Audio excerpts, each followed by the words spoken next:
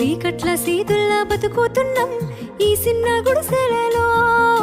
కంటోలు బియ్యమే తింటూ ఉన్నాం మన ఏళ్ళలేదోరయ్యో.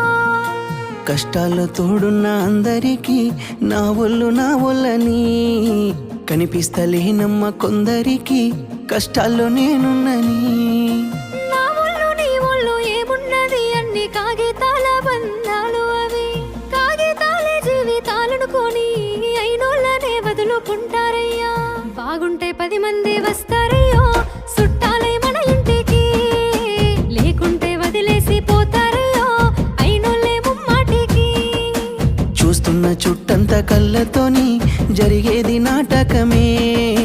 నా ఒళ్ళు మా ఒళ్ళు అనిపించేది చేత చెల్లేటి కాగితమే.